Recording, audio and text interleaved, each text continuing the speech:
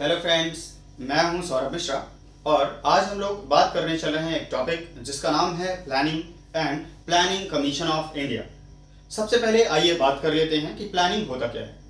Planning का सीधा सा मतलब है इकोनॉमी के रेफरेंस में कि हम अपनी इकोनॉमी को एक प्लान्ड स्ट्रक्चर के साथ आगे ले जाने वाले हैं।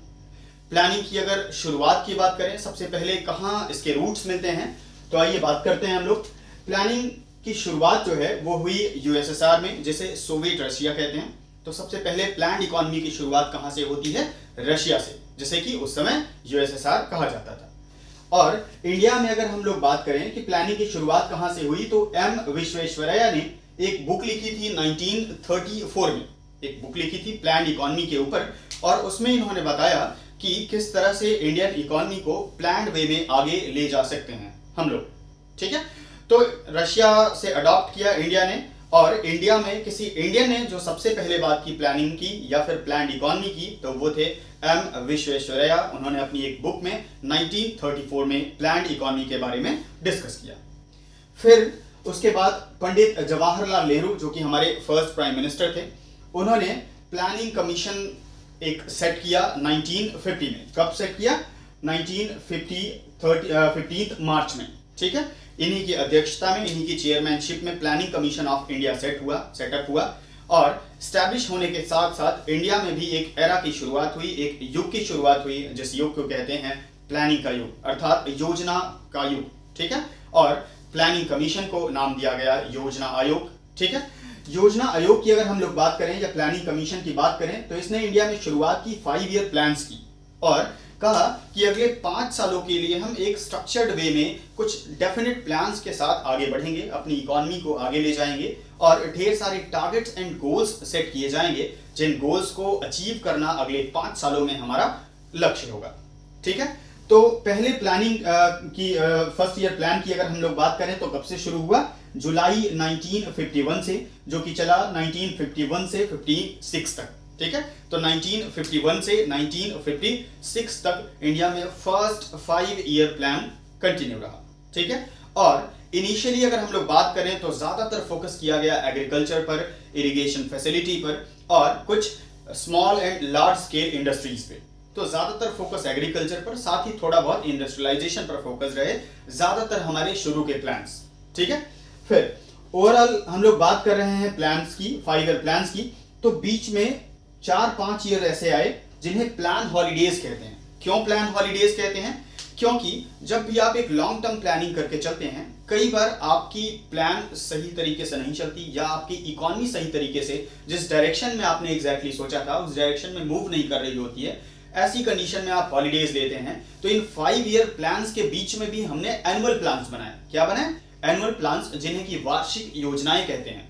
तो पंचवर्षीय योजनाओं की जगह हमने वार्षिक योजनाएं बनाई, जिनमें 3-4 ऐसे ईयर्स आए, जबकि हम लोगों ने 1966 से 1969 तक 3 ईयर के लिए प्लान हॉलीडेज बनाए, और फिर एक बार 1989 से 1991 तक हम लोगों ने फिर से प्लान हॉलीडेज बनाए। और प्लान हॉलीडेज का सिंपल सा मतलब है एनुअल प्लान्स, अर्थात वार्षिक योजनाएं। ठीक है, और अगर बात करें हम लोग ओवरऑल की कितने 5 ईयर प्लान बने, तो फर्स्ट तो आपने देखा 1951 से 56 में टोटल जो प्लान्स बने थे, 5 ईयर प्लान्स बने थे, वो थे 12, और 12th 5 ईयर प्लान इंडिया में लॉन्च हुआ 2012 में, और 2012 से इसका टाइम पीरियड था क्या? 2012 से 2017। तो 12th 5 ईयर प्लान तक चला, जिसकी टाइम पीरियड थी आपकी 2012 से 2017 तक, और इंडिया में यही लास्ट 5 ईयर प्लान था। क्यों?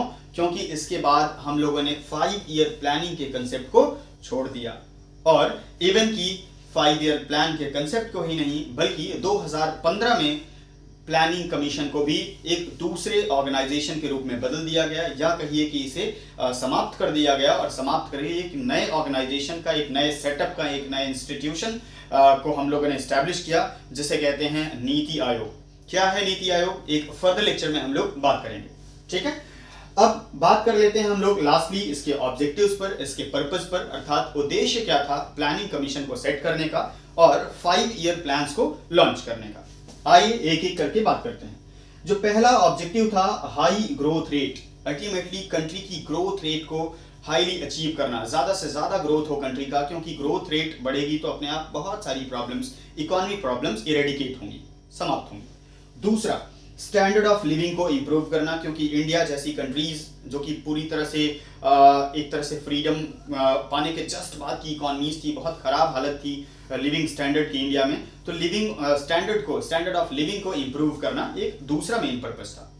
तीसरा, बात करें तो सेल्फ रिलायंस, क्योंकि हम लोग हैविली डिपेंडेंट थे यूएसए पे, रशिया पे, दुनिया की और दूसरी बहुत सारी कंट्रीज पे जो कि डेवलप्ड इकॉनमीज थी, तो हमें सेल्फ रिलायंस चाहिए था, आत्मनिर्भरता चाहिए थी। तो आत्मनिर्भरता को प्रमोट करने के लिए पर्पस से भी हम लोगों ने 5 ईयर प्लानिंग की और प्लानिंग कमीशन को सेटअप किया।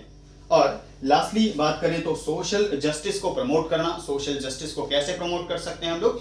इनकम की इनइक्वालिटी को समाप्त करके, अर्थात ज्यादा से ज्यादा लोगों के बीच सिमिलैरिटी हो इनकम के मामले में।